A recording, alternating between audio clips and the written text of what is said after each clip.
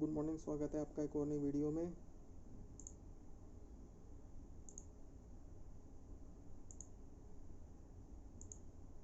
Hello good morning, स्वागत है आपके और नई वीडियो में। आज मैं हॉरोस्कोप की मदद से पता लगाने वाला हूँ कि ये जो इराक है ये यूएस के ऊपर अटैक करेगा नहीं करेगा। तो इसके लिए मैंने इस डे पे, इस मंथ पे और इस ईयर पे और इस टाइम पे और ये वाला सीड नंबर लेके मैंने एक फरारी चार्ट बनाया है। अब इसमें एनालाइज करने की कोशिश करता हूँ, लेकिन उससे पहले मैं एक चीज़ बता दूँ, इसमें जो एक्यूरेसी निकलती है वो 90% रहती है, 10% इधर हो जाती है। क्योंकि एनालाइजेशन के जब भी हम चार्ट को एनालाइज करते हैं तो एनालाइज करने में 10% इधर उधर हो जाता है। वो रीडिंग के ऊपर डिपेंड करता है कि बंदा उसको कैसे रीड कर रहा है। ठीक है, तो सबसे पहले तो अगर हम असेंडेंट को ही देखें तो ये कह रहा है कि जो ईरान है वो यूएस के ऊपर अटैक नहीं करने वाला। लेकिन भाप चलित में भी इसको देख लें तो यहाँ पे भी शो कर रहा है कि लड़ाई तो होएगी लेकिन डायरेक्ट हेड टू हेड नहीं होगी। मतलब जो ईरान है वो डायरेक्ट यूएस की जो लैंड है उसके ऊपर, यानी कि यूएस में जाके डायरेक्ट अटैक नहीं करने वाला। लेकिन हाँ, उसकी मिलिट्री बेसिस पे वो अटैक कुछ ना कुछ कर सकता है। ये तो फर्स्ट रीडिंग में तो ये शो कर रहा है। बाकी अगर इसके सबलोड की भी बात करें तो अभी 5th में चला गया, ये भी शो कर रहा है। और जो 7th का सबलोड है ये भी 7th हाउस में गया हुआ है। तो 100% वॉल्व के अंदर तो इन्वॉल्व हो गए हैं दोनों। लेकिन इराक जो है वो डायरेक्ट उसके ऊपर, होमलैंड के ऊपर जाके अटैक नहीं करेगा। फर्स्ट रीडिंग तो उसकी ही निकल रही है। अब बाकी यहाँ पे सिग्निफिकेंट देख लेते हैं, उस देख लेते हैं। देखो 7th में तो सारे ही दिखा रहा है, तो 100% कुछ ना कुछ तो होगा। लेकिन ये एरिया वीक है और ये एरिया स्ट्रॉन्ग है। यानी कि ये सिंपल ये कह रहा है कि इराक के होमलैंड के अंदर ही अटैक होंगे, यूएस के अंदर अटैक नहीं होंगे। यहाँ पे जो ईरान है वो मतलब वीक है और जो यूएस है वो स्ट्रॉन्ग है। मतलब स्ट्रॉन्ग इसलिए है कि इसके अंदर जो सिग्निफिकेटर्स हैं वो ज़्यादा है और इसके अंदर सिग्निफिकेटर्स कम है। तो जो अटैक होंगे सारे के सारे ईरान के ऊपर होंगे, यूएस के अंदर नहीं होने वाले। मतलब उसके नियर बाय होंगे, जितने भी उसके बेसिस होंगे अमेरिका के जो गल्फ एरियाज के आसपास होंगे वहाँ पे अटैक कर सकता है ईरान, लेकिन उसके होमलैंड पे जाके अटैक नहीं करने वाला।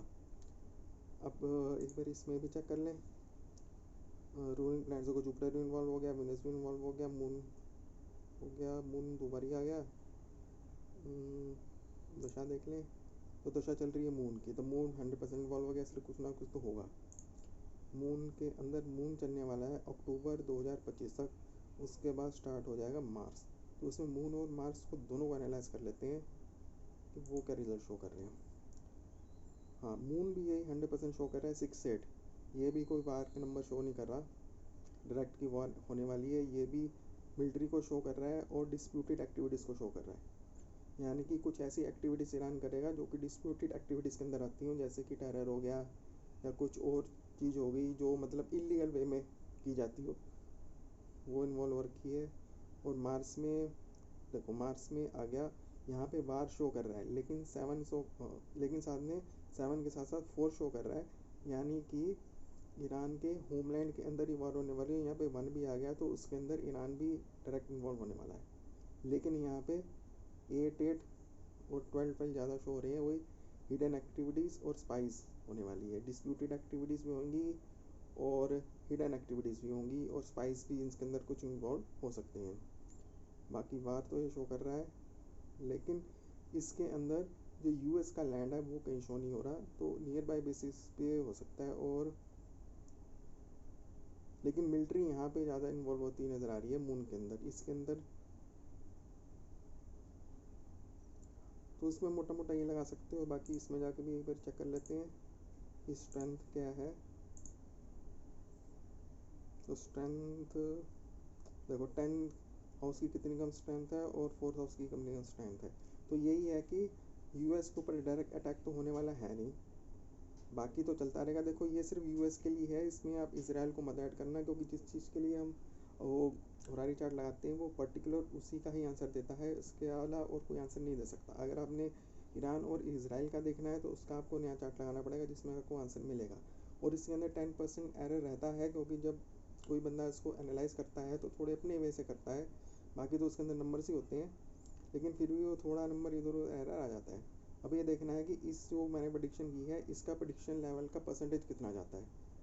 मोटा मोटा मैं इसको मैं रिपोर्ट कर दूं कि जो ईरान है वो डायरेक्ट यूएस के ऊपर अटैक नहीं करने वाला, लेकिन ईरान जो है वो यूएस के मिलिट्री बेसिस के ऊपर अटैक कर सकता है जितने भी गल्फ एरियाज़ के अंदर हैं, प्लस कुछ एक ट्रेड वार हो सकती है, और प्लस जितने भी इसराइल के मतलब फ्रेंड्स हैं जैसे कि रशिया हो गया, चाइना हो गया, वो भी बीच में इन्वॉल्व हो सकते हैं। वो भी कुछ डायरेक्ट इन्वॉल्वमेंट अपनी शो करते हुए नज़र नहीं आ रहे, लेकिन वो भी कुछ हिडन एक्टिविटीज़ करेंगे, जैसे ट्रेड वार हो गया, जैसे टेरर हो गया, ये सब चीज़ें इन्वॉल्व हो सकती हैं। 8 और 12 को ये शो कर रहा है, लेकिन यहाँ पे यूएस का लैंड डायरेक्ट शो नहीं हो रहा। चलो ठीक है, इस प्रेडिक्शन में यही है। अब देखते हैं कि थोड़े टाइम बाद इसका क्या लेवल निकलता है। तो चलो ठीक है, इस वीडियो को ना लंबा करते हुए इसको यहीं पे एंड करते हैं। आई होप आपको कुछ सीखने के लिए मिला होगा। तो चलो मिलते हैं किसी और वीडियो में। बाय।